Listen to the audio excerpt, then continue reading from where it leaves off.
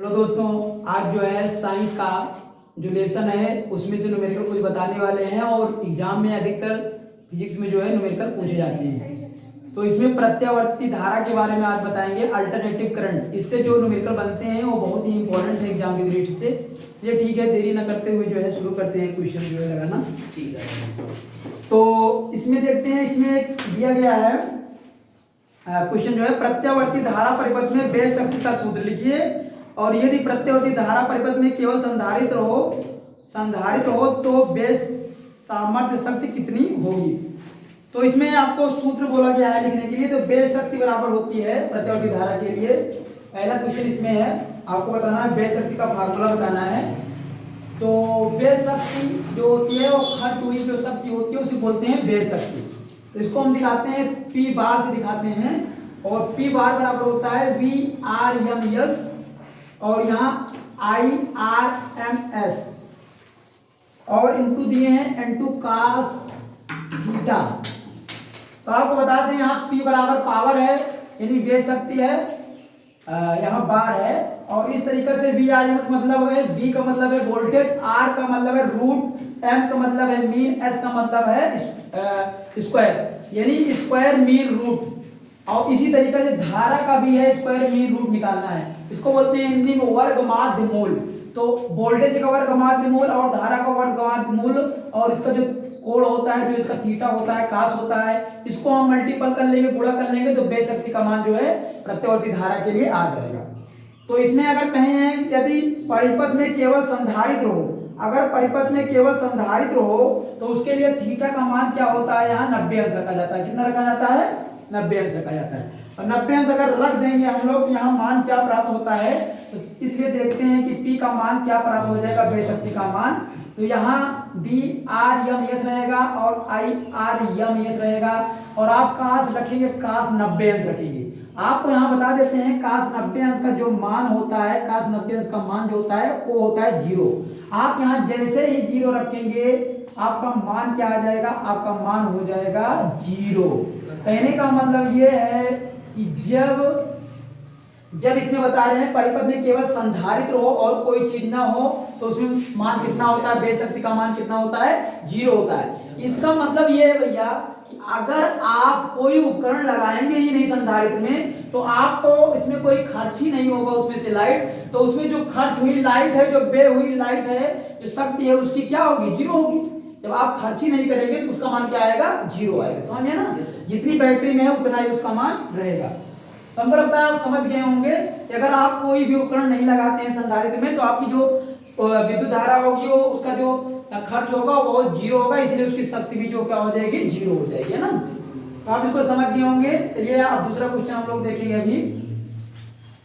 तो आप जल्दी करिए जो है, इसको हम दूसरा देखते हैं। चलिए आप समझ गए होंगे, इसको दूसरा देखते हैं। इसमें बोला गया है एक प्रत्यावर्ती धारा परिपथ में विभवांतर का वर्ग माध्य मूल 220 वोल्ट है, विभव का शिखर मान क्या होगा। तो इसमें वर्ग माध्य मूल दिया गया है और विभव का आपको निकालना है जो है मान, शिखर मान। चलिए देखते हैं दूसरा क्वेश्चन है ये। तो इसमें दिया गया है आपको, इसमें दिया गया है वर्ग माध्य मूल। वर्ग माध्य मूल कितना दिया गया है, इसमें दिया गया 220 वोल्ट। तो वर्ग माध्य मूल को VRMS लिखते हैं हम, 220 वोल्ट दिया गया है इसमें। तो स्क्वायर मीन रूट दिया गया, आपको शिखर मान बताना है। तो इसका फार्मूला आपको बता देते हैं। इसमें जो फार्मूला होता है वो होता है VRMS बराबर होता है V0 बटे होता है √2। तो चलिए आप रख दीजिए, इसी को बोलते हैं शिखर मान। क्या बोलते हैं, शिखर मान, यही हमको निकालना है। और इसी को बोलते हैं वर्ग माध्य मूल, इसको बोलते हैं वर्ग माध्य मूल, और इसी को इंग्लिश में बोलते हैं स्क्वायर मीन रूट। चलिए मान रख दो, जो जहां है इसको हम रखते हैं, इसके स्थान पर 220 वोल्ट रखते हैं और बराबर करते हैं, V0 करते हैं और रूट को भेजते हैं इधर। चलिए रूट को हम इधर भेज देते हैं, इधर गुणा करके इसे यहाँ भेज देंगे। इस तरीके से हम इसको ऐसे भी लिख सकते हैं। तो ये हो गया 220 √2 हो जाएगा, ये आ जाएगा इतना वोल्ट, आपका मान आ गया। यही आपका आंसर आ गया है। और अगर आप चाहते हैं इसको और ज्यादा तो आप इसको क्या कर सकते हैं, इसको 220 और गुणे इसका मान रख सकते हैं 220 गुणे 1.432 इस तरीके से रख करके आप और भी सॉल्व कर सकते हैं, तो वोल्टेज में भी आ जाएगा, आप उसको कर लेना, इतना ही रख दोगे, इतना काम चल जाएगा। तो इस तरीके से आपने देखा कि अगर आपको वर्ग माध्य मूल दिया गया है तो आप शिखर मान निकाल सकते हैं। अगर मान लो आपको शिखर मान दिया गया है तो आप वर्ग माध्य मूल निकाल सकते हैं। और शिखर मान वह मान होता है जो अधिकतम मान होता है वोल्टेज का, उसको बोलते हैं शिखर मान के नाम से जाना जाता है। तो आप इसको समझ गए होंगे। अब चलते हैं तीसरा क्वेश्चन की तरफ जो है चलते हैं, और तीसरा क्वेश्चन जो है हम लोग लगाते हैं। तो आप लोग इसको थोड़ा और देख लीजिए, समझ लीजिए, और फिर इसके बाद हम लोग जो है चलते हैं। चलिए इसमें तीसरा क्वेश्चन जो है देखते हैं। और तीसरा क्वेश्चन इसमें क्या करेंगे, तीसरा क्वेश्चन कौन सा है, तो आशा करते हैं आप लोगों को समझ में आ रहा होगा। तो तीसरा क्वेश्चन इसमें देखते हैं। इसमें बोला गया है किसी प्रत्यावर्ती धारा का शिखर मान जो है दिया गया है 10√2 एम्पियर। धारा का वर्ग माध्य मूल क्या करना है। जैसे हमने वोल्टेज में देखा वैसे सेम जो है विद्युत धारा में भी है। तो इसमें शिखर मान दिया गया है आपको विद्युत धारा का। तो शिखर मान हम लोग देखेंगे तीसरे क्वेश्चन में। शिखर मान I0 दिया गया है। इसमें शिखर मान कितना दिया गया है, इसमें दिया गया है 10√2। और किस में रहेगा इसका, एम्पियर में। हमेशा जो है धारा का मात्रा क्या है, एम्पियर है। एम्पियर में रखेंगे तो इसका वर्ग माध्य मूल पूछा गया है। तो IRMS निकालना है आपको, इसी को आपको निकालना है। चलिए सूत्र देखते हैं। IRMS बराबर क्या होता है, IRMS बराबर होता है I0/√2। चलिए मान रखिए जल्दी से, आपका मान आ जाएगा IRMS। जल्दी से रखिए, I0 का मान कितना है, 10√2 है। चलिए इसमें हम रख देते हैं 2 रख देते हैं यहाँ रूट में, ये कट गया, कैंसिल हो गया। आपका IRMS का मान क्या आ गया, आपका आ गया 10। ये क्या हो जाएगा, एम्पियर में आएगा। तो आप समझ गए हैं वर्ग माध्य मूल यही है, इसी को बोलते हैं वर्ग माध्य मूल धारा। तो ये विद्युत धारा जो है आ गया है 10 एम्पियर का। तो 10 एम्पियर का आ गया इसमें वर्ग माध्य मूल। चलिए चौथा क्वेश्चन की तरफ चलते हैं। इसमें आप समझ गए होंगे इसको, और चौथे क्वेश्चन की तरफ देखते हैं कि चौथा क्वेश्चन किस तरीके से इसमें है। बहुत बढ़िया क्वेश्चन है ये, जो है आया हुआ है पिछले एग्जामों में, क्वेश्चन पूछा गया है, बहुत इंपॉर्टेंट है। डायरेक्ट जो है सूत्र पर लगा हुआ है क्वेश्चन अगला। तो आप समझ गए होंगे इसको। चलते हैं आगे, इसको मिटाते हैं। और इसमें भी आपको अगर मान लिया जाए वर्ग माध्य मूल दे दिया, आप शिखर मान यहाँ भी निकाल सकते हैं विद्युत धारा का। चलिए आगे देखते हैं क्या दिया गया है।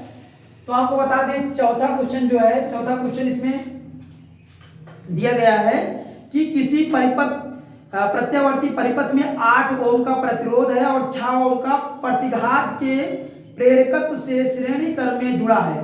परिपथ के प्रतिबाधा का गणना कीजिए। चलिए इसमें चित्र नहीं बनाएगा, हम चित्र बनाकर आपको समझा देते हैं। तो इसमें एक परिपथ है, मान लीजिए कोई परिपथ है। इसमें आपको दिया गया है प्रतिरोध, प्रत्यावर्ती प्रतिरोध दिया गया है इसमें। तो प्रतिरोध को आप इस तरीके से चिन्ह से दिखाते हैं। इसका मान दिया गया 8 ओम। ये ओमेगा है, आपको ओम का चिन्ह दिखाया गया है, तो ग्रीक वर्ड है, उसे दिखाया जाता है ओम। और इसमें दिया गया प्रतिरोध जो है इसमें है, और 6 ओम का प्रतिघात प्रेरकत्व तो जो है श्रेणी क्रम में जोड़ा गया है। प्रतिघात, तो प्रतिघात का मतलब ये है, यहाँ आपको बताया गया है प्रेरकत्व के लिए हम इस तरीके दिखाते हैं, और इसके लिए जो हम प्रतिरोध दिखाते हैं प्रतिघात वाला, उसको हम XL से दिखाते हैं। तो इसका मान कितना दिया गया है इसमें इसका मान दिया गया है आपको, इसको जो है बता सकते हैं। इसमें दिया गया है 6, कितना दिया गया है, 6 ओम। कहने का मतलब प्रतिघात जो है, प्रतिघात भी एक प्रकार का प्रतिरोधी होता है। और इस तरीके से पूरा परिपथ क्या हुआ है, बन गया है। और यहाँ आप सेल वगैरह लगा देंगे इस तरीके से, और इसको दिखा देंगे एक प्लस एक माइनस, इस तरीके से प्लस माइनस आप दिखा देंगे, इस तरीके से परिपथ पूरा बन गया। चलिए इसके लिए हमको संयुक्त रूप से बताना है कि इसका मान कितना होगा। तो हम लोग जानते हैं कि हम 2 मान इसमें R वाला पता हो गया है और XL वाला पता लग गया है। तो हमें प्रतिघात क्या हो जाएगा, प्रतिघात, और प्रतिघात का मतलब है ये भी एक प्रकार का प्रतिरोध ही है। क्या है, प्रतिरोध। प्रतिघात का मतलब प्रतिरोध, लेकिन इसका संयुक्त बताना है। तो संयुक्त रूप से इसमें दिया गया है कि Z बराबर, इसको Z माना जाता है, Z बराबर है R स्क्वायर है, और यहाँ XL स्क्वायर हो जाएगा। चलिए हम रख देते हैं मान, तो कितना हो जाएगा, R का है 8 का स्क्वायर कर देंगे, XL मतलब 6 का स्क्वायर करेंगे, 8 9 64 हो जाएगा, 4 36 हो जाएगा, और क्या करेंगे, जोड़ लेंगे आप, 100 हो जाएगा। और 100 का आप रूट ले लेंगे, 100 का रूट कितना हो जाएगा, इसका रूट 10 हो जाएगा। यानी आपका कितना ओम आ गया, आपका 10 ओम आ गया, यही आपका मान है। यानी 10 ओम आपका क्या आ गया, इस पूरे परिपथ का प्रतिबाधा आ गया। प्रतिबाधा है ये, प्रतिघात आप बोल सकते हैं या प्रतिघात बाधा बोल सकते हैं। प्रतिघात या प्रतिबाधा एक ही चीज होता है। इसी को इंग्लिश में बोलते हैं रेसिस्टेंस। तो रेसिस्टेंस होता है, तो रेसिस्टेंस यानी इसमें प्रतिरोध के लिए दिया गया, और जब इसमें प्रेरकत्व है, प्रेरकत्व के समय जो है 6 ओम है, तो हमें यही संयुक्त सूत्र लगा देना है और आपका आ जाएगा इसमें जो है 10 ओम आ जाएगा इसमें, 10 ओम जो है इसमें आ गया। आप समझ गए होंगे इसको, क्वेश्चन को। चलिए इसमें आगे जो है, इसमें आगे और बताते हैं। पहले आप इसको थोड़ा लिख लीजिए जल्दी से, आप याद इसके साथ ले लीजिए जो भी आपको लेना है। चलिए इसमें आगे वाला क्वेश्चन बताते हैं कि क्या है। ये 2 बार क्वेश्चन आया हुआ है और बहुत ही इंपॉर्टेंट है। चलिए बताते हैं, इसको मिटा देते हैं। तो आप इसको ऐसे देखते रहिए और आपके लिए बहुत अच्छा ऐसे वीडियो जो है बनेगा, और आपको एग्जाम में पूरा रामबाण जो है बनने वाला है। चलिए आपको बताते हैं, इसमें बोला गया है 5वां क्वेश्चन बता देते हैं और आपके लिए बहुत ही इंपॉर्टेंट है। चलिए इसमें बोला गया है एक प्रत्यावर्ती विभव समीकरण दिया गया है, हमें भी लिख देंगे इसको। प्रत्यावर्ती धारा स्रोत की आवृत्ति एवं वर्गमाध्य मूल की गणना करना है। यानी वर्गमाध्य मूल बताना है और आवृत्ति बताना। आवृत्ति मतलब फ्रीक्वेंसी बताना है, वर्गमाध्य मूल मतलब स्क्वायर मीन रूट बताना है। चलिए हम लोग समीकरण पहले लिखते हैं विभव का। तो विभव का जो समीकरण है दिया गया है, विभव का समीकरण। तो आप जानते हैं विभव का मतलब होता है अनंत से जब किसी हम आवेश को किसी बिंदु तक लाते हैं तो उसे करने में, जो वहां से लाने में जो कार्य किया जाता है, और आवेश के अनुपात को क्या बोलते हैं, विभव बोलते हैं। तो विभव बोलते हैं। चलिए देखते हैं समीकरण क्या बोला गया। इसे हम इसे भी दिखा सकते हैं। इसमें दिया गया है जो है 240 रूट 2 दिया गया, और साइन दिया गया है साइन 300 पाई टी, इतना आपको दिया गया है। और तो पूछा गया आवृत्ति, पूछा गया आवृत्ति यानी फ्रीक्वेंसी पूछा गया, आवृत्ति इसी को बोलते हैं। और आपको इसमें क्या दिया पूछा गया है, इसमें वर्गमाध्य मूल पूछा गया है, वर्गमाध्य मूल पूछा गया है। यानी आपको क्या बताना है इसमें, ERMS। अब हम वोल्टेज के लिए निकालते तो हम V लिखते थे, I धारा के लिए निकालते तो I लिखते थे। यहाँ आपको विभव के लिए दिया गया तो ERMS लिख देंगे इस तरीके से। चलिए हम लोग क्या करते हैं, इसको लगाते हैं सवाल को, और जाहिर सी बात है हम पहले इसको लगाने के लिए एक सूत्र लिखेंगे। क्या लिखेंगे, सूत्र लिखेंगे। सूत्र क्या है, E बराबर हो जाएगा E0 और साइन हो जाएगा, साइन यहाँ हो जाएगा, साइन इसमें आ जाएगा ओमेगा टी होता है। और इस तरीके से हम लोग क्या करेंगे, इसमें पता कर लेंगे क्या क्या चीज है। चलिए देखते हैं इसको। यहाँ तुलना करने से हमारा E0 कितना आ रहा है, E0 के स्थान पर आप देख रहे हैं इतना है, आप E देख रहे हैं और इसमें E0 दिख रहे हैं, आपको दिख गया है E0 का मान कितना आ रहा है, यहाँ से 240 रूट 2 आ रहा है। और जाहिर सी बात है ये वोल्टेज में ही आएगा। अब इसमें क्या करेंगे, आगे इसमें फार्मूला लगा देंगे जो है, इसमें आ जाएगा कि 2 और यहाँ ओमेगा टी अगर हम लोग देखेंगे तो ओमेगा टी के स्थान पर इतने कितना आ जाएगा, फ्रीक्वेंसी के स्थान पर ओमेगा टी। तो ओमेगा टी से अगर हम लोग तुलना करेंगे तो हमारा 300 पाई टी आ रहा है। तो चलिए यहां से हम लोग क्या करते हैं, ओमेगा टी बराबर लिखते हैं, कितना आ रहा है 300 पाई और टी आ रहा है। चलिए यहां से क्या करते हैं, टी से टी कैंसिल हो जाएगा और इसका होता है 2 पाई एफ होता है इसका मान, पूरा 2 पाई एफ होता है इसका मान। तो ओमेगा का मान होता है 2 पाई एफ होता है, और यहाँ है 300 पाई। जाहिर सी बात है पाई से पाई कैंसिल हो गया। अगर आप क्या करेंगे, 2 को नीचे लाएंगे तो हो जाएगा 300 और 2 से भाग देंगे, आ जाएगा कितना आ जाएगा, ये आ जाएगा 150 आ जाएगा ना। तो 150 यानी आपका आवृत्ति कितनी आ गई, 150 Hz यानी हर्ट्ज। तो आवृत्ति कितना आ गई है, 150 Hz। इसको हम यहाँ लिख देते हैं, थोड़ा हो सकता है दिख ना रहा होगा इस आपको नीचे।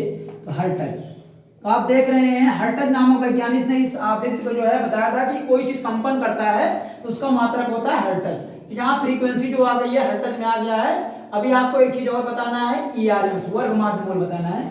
आप इसको जल्दी से समझ लीजिए, जो भी बताया गया है तो हम बता देते हैं वर्गमाध्य मूल कैसे निकलेगा।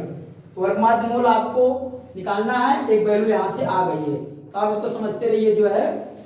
और तो इसको चलो थोड़ा सा बता देते हैं, आप जो है इसको जल्दी समझ लीजिए। आप ऐसे ही देखते रहिए, समझते रहिए, आपके लिए अच्छे अच्छे वीडियो जो है आएंगे। चलिए इसमें से हम ऊपर का कुछ मिटा देते हैं इस तरीका से, और यहाँ आपको बता देते हैं कि इसमें जो है किस तरीका से लगेगा। चलिए आगे बताते हैं आपको। ERMS निकालते हैं, तो ERMS कैसे निकलेगा? ERMS यानी स्क्वायर मीन रूट कैसे निकलेगा? E0/√2 रहेगा। चलिए लगा दीजिए। आप देखिए यहाँ से आप लोग इसको ध्यान पूर्वक देखते रहिए, और E0 का मान आप देख रहे हैं यहाँ कितना दिया गया है, ये देखिए मैंने तुलना करके निकाला था, यही मान तुरंत रखिए यहाँ 240/√2 है, और यहाँ √2 है, नीचे √2 से √2 कैंसिल हो गया, तो आपको बता सकते हैं यहाँ मान कितना आ गया। यहाँ आप मान देख रहे हैं तुरंत आ गया वैल्यू, तुरंत यहाँ जो है वैल्यू आ गया है। कितना आ गया है? ERMS बराबर आ गया 240। जाहिर सी बात है, विभव है, विभव की मात्रक जो होता है ये भी वोल्ट होता है, तो विभव का मात्रक भी वोल्ट होता है, विभवांतर का मात्रक भी क्या होता है? वोल्ट होता है। तो आप देख रहे होंगे इसमें, और आप फ्रीक्वेंसी का मात्रक यानी आप आवृत्ति का मात्रक देख रहे हैं कि हर्ट्ज होता है। तो आपको समझ में आया होगा क्वेश्चन, और आप इसी तरीके से देखते रहिए। आशा करते हैं दोस्तों आपको वीडियो अच्छा लगा होगा। आपकी तरह इसी लिए जो है अच्छे अच्छे वीडियो बनाते रहेंगे। आप वीडियो को जो है देखिए अधिक से अधिक, जिससे हम आप तक अच्छे अच्छे वीडियो पहुंचा सकें। बहुत बहुत थैंक यू। Yes sir.